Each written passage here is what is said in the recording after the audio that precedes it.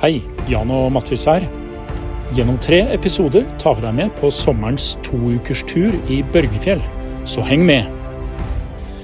Jeg heter Birger Tørud, sønn av Mattis Tørud, nyutdannet økonom med mastergrad innenfor finans. Har generelt en veldig stor interesse innenfor villmark og friluftsliv, og jeg er her for å ta den største fisken. Ja, vi får se. Men det er bra, jeg trenger litt konkurranse, for det er jo ikke konkurranse i de andre her. Med Birger på laget går turen fra Thomasvatn, og nå har vi 1 uke på oss før vi skal ende opp i Storvika ved Store Namsvatnet.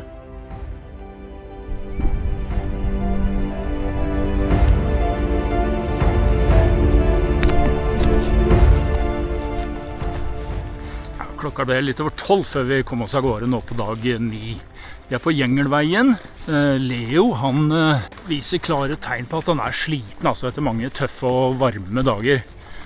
Dessuten har han bursdag, så Birger han tar kløven til Leo i dag. Og Jan tilbød seg å ta den våte og tunge tarpen i sekken sin, så jeg har veldig lite å klage på. Det er helt herlig å være på tur med 2 rause turkompiser som begge er mye sterkere enn meg også. Ja, så veldig mye av stien inn til Gjengeren, eller i hvert fall inn til Orrekvannet, den er kloppa.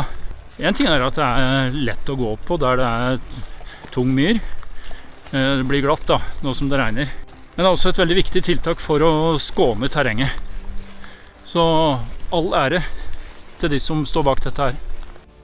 Vi rusler opp Orrekskaret, været letner, og ved Gjengelvannet slår vi leir. Her treffer vi noen trivelige karer som snart skal gjøre oss en stor tjeneste. Da er det tidlig formiddag på dag 10, eller dag 11 da, for Jan som startet en dag før meg. Vi har tatt ned telta og pakket sekkene, ligger her ved utløpet av Tjukkulelva, og venter på våre nye venner som ligger på Jeger- og fiskhytta her ved Gjengelvann. De har tilbudt seg å hjelpe oss med båtskyss over sundet bak meg. Fantastisk. Det å få hjelp til å komme seg over på sørsiden av Tjukkulvassdraget sparer oss for mange kilometers gange når vi nå skal rusle videre mot Gaukarvann. Sitt!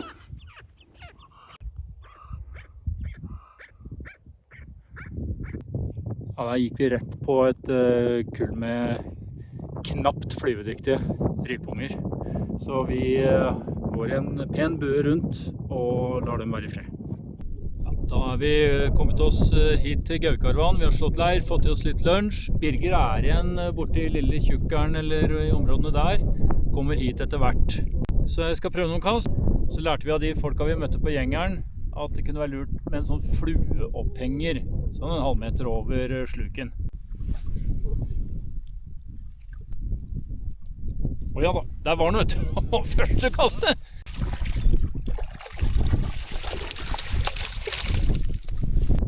Snakket mye på den turen her om det var ikke disse vi kom for, men dette begynner å nærme seg da. Etter hvert kommer også Birger. Han har fått et fint knippe stekefisker som han lager seg en god lunsj av. På ettermiddagsøkta er det Jan og Birger som er de ivrigste, og med bomberdupp og flue sikrer de det som skal bli en solid ørretmiddag. Men som på et par tidligere turer klarer Jan å kroke seg selv under en som vanlig litt kaotisk landing. Ja, her har vi da den ene flua, og her sitter den andre godt fast. Så skal jeg se om jeg klarer å få løs den da. Så da skal jeg bare få kontroll på den ene flua først. Sånn, og få den opp i flueboksen. Så er jo moroa å få løs denne her.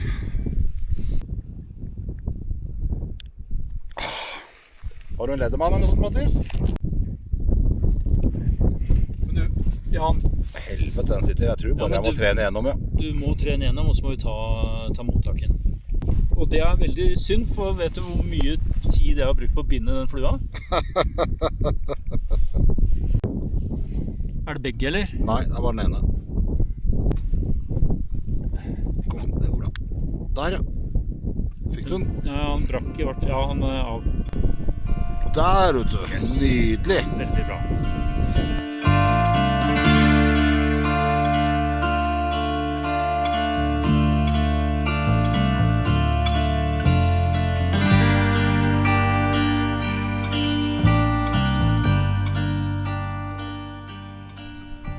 Da har vi fått i oss nok en herlig frokost. Vi ligger her ved Gaukarvann og har tenkt å bli her i dag før vi går videre ned Virmadalen i morgen. Så vi skal fiske og kose oss, men før den tid så har vi en liten oppgave. Jeg hadde liggeunderlaget til Leo på sekken min, eller festet på sekken min. Og jeg ble igjen og fisket litt i går. På veien så har det dette av, så jeg har en idé om at det har dette av de siste 2 kilometerne, så nå skal vi lete etter det.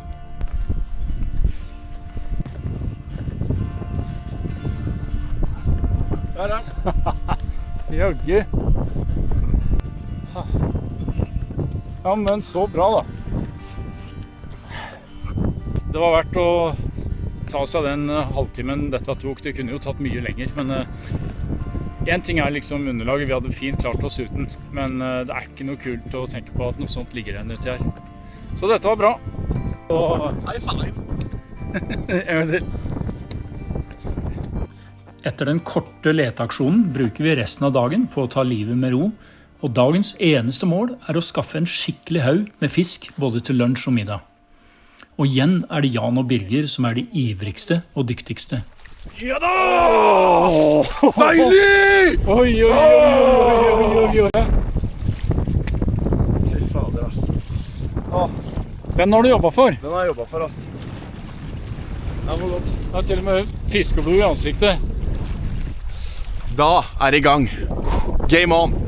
Ja, nå er det bare å ta ned skuldra og nyte livet, rett og slett.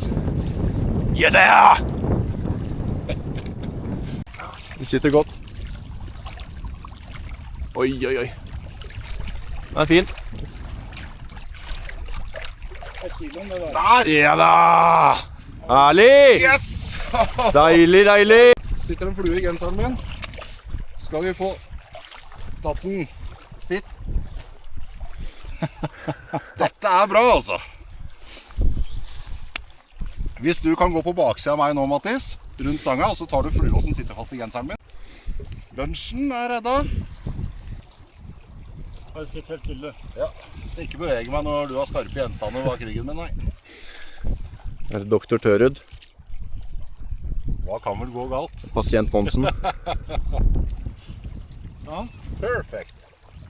Tusen For takk. en nydelig fisk.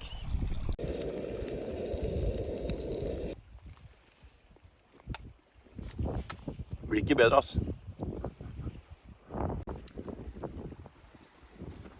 Og etter lunsj blir det selvsagt enda mer fisking. Og der sitter den igjen. Snella går. Det er digg. Så du klarer dette her.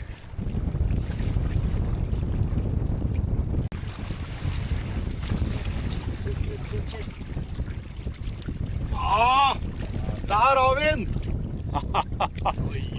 Der. Yes! Kult! Da skal det veies. Er det pikka kiloen? Oi, oi, oi. Ja, det er akkurat kiloen, altså. Se den, da. Det er kiloen, altså. Ja, du får kiloen. Du får kiloen. Ja! Da er kiloen tatt. Jeg gir meg helt over. Jeg får ikke et napp. Jeg har ikke fått et napp i hele. Og her er Jan på gang igjen. Det vil liksom ingen ende ta. Hvis du får den på land, så tror jeg vi er der, altså. Ja, da synker vannstanden i hvert fall 10 cm i vannet her. Ja, minst. Ah! Yes! Endelig igjen, altså! Ah! Og på hvilken flue? Denne var på ville gledeflua. Igjen.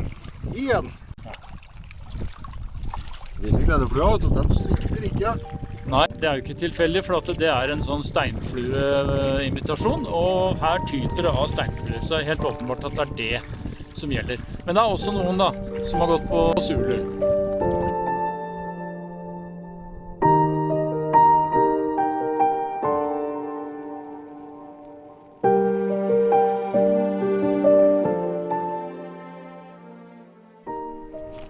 Det er blitt onsdag. Bare 3 dager igjen av turen. Litt slaskete vær i dag. Det har regnet hardt i natt. Nå er det opphold. Birger har akkurat tatt med teltet mens det var litt tørt, og det er jo ikke dumt.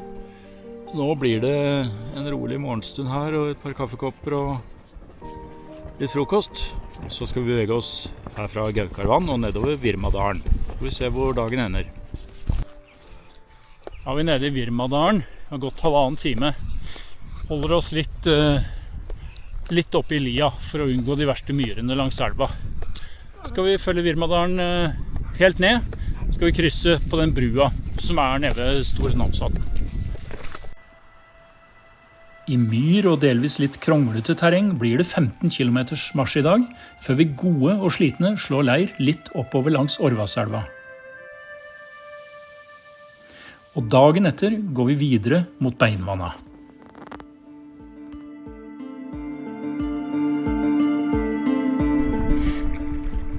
Det er ikke mulig å få satt opp telt en gang, vet du. Birger, han har fisk igjen.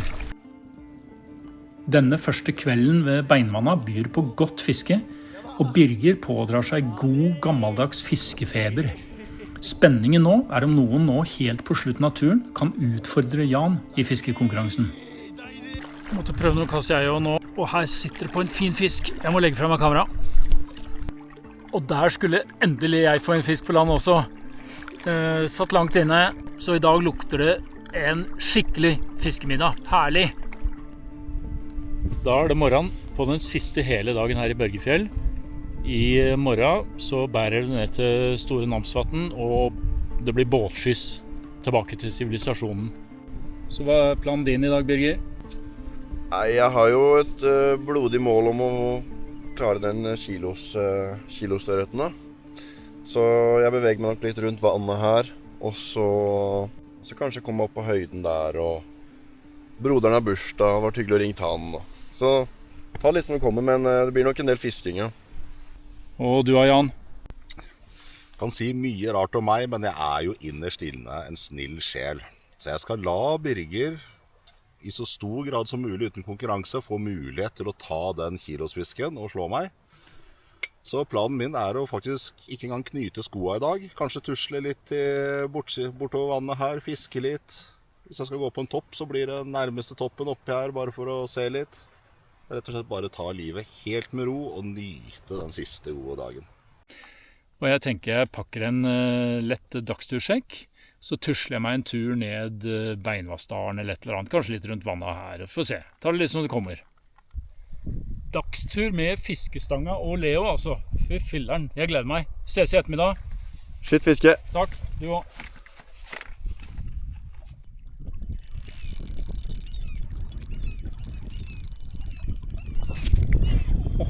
Den skal få gjøre seg god og sliten før jeg prøver å lande.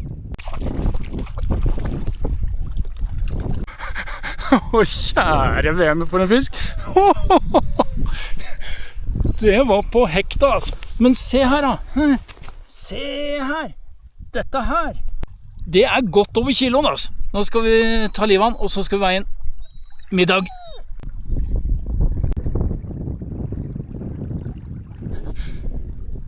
Det er 1,4 kilo. Det er det Jan ville kalt akseptabelt minimumsnivå. Jeg er helt skjelven, jeg. Må bare roe meg litt.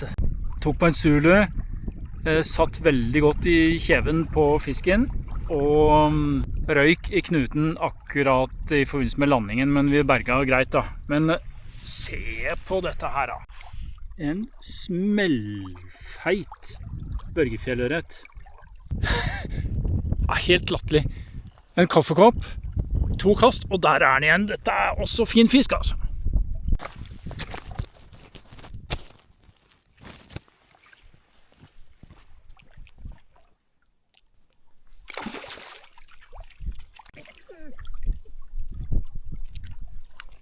Åh!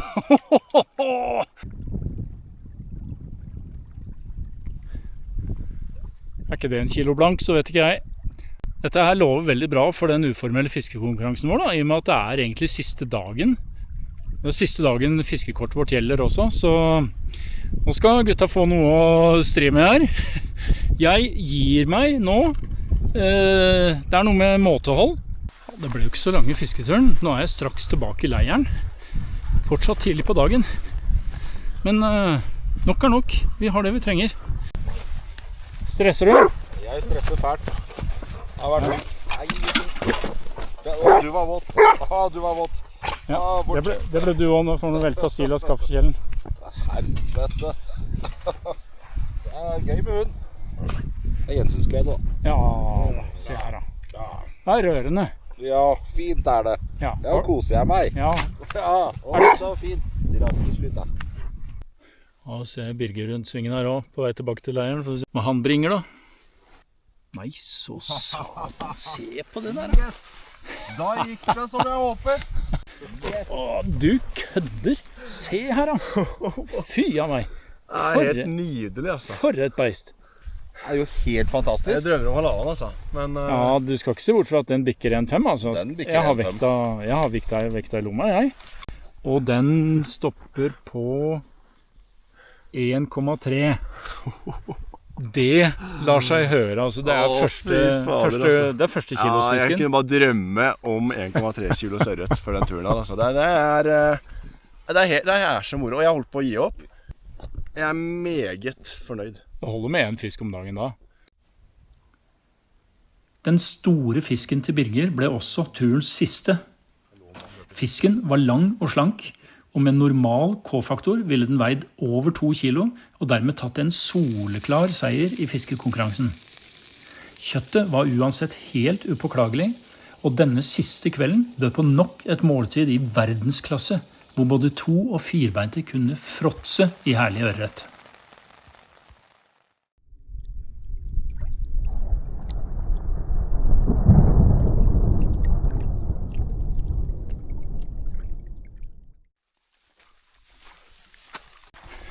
Har vi brutt leir for siste gang. Det har vært drøye 2 uker, helt fantastisk bra. Første uka, hetebølge, elendig fiske. Men det var kult å være på tur med Anne-Beth, Eigil og Live. Eigil og Live har jo flyttet ut, og det å være sammen på den måten her, i en fase av livet hvor de ofte prioriterer andre ting, det var veldig bra. Jeg tror de også satte veldig pris på å være helt avlogga og være i denne berømmelige bobla. Og nå siste uka, litt mer variert vær, men fiske av en annen verden. Og det å ha med Birger, både som turkompis og sønn, fikk connecta veldig bra. Det har fungert helt supert. Og ikke minst ytterligere styrke vennskapet til Jan. Så dette har vært bra. Jan, drøye 2 uker på tur. Oppsummering. Børgefjell har levert også. Det har vært alt det jeg håpet på. Nesten litt for bra vær. Og det ikke så ofte man får her oppe.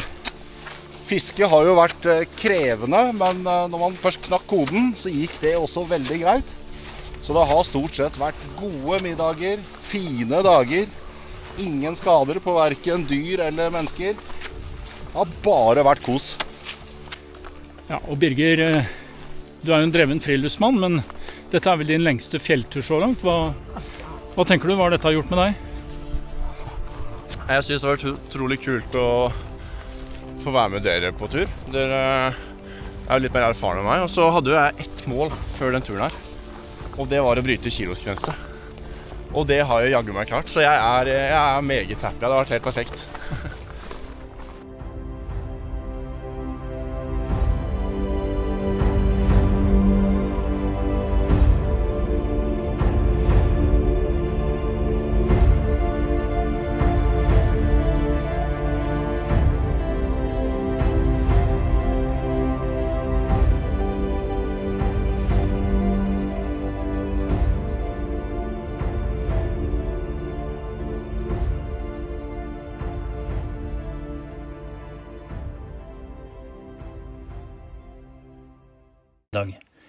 Men som på et par tidligere turer klarer Jan å kroke seg selv under et litt kaotisk forsøk på å lande en fisk.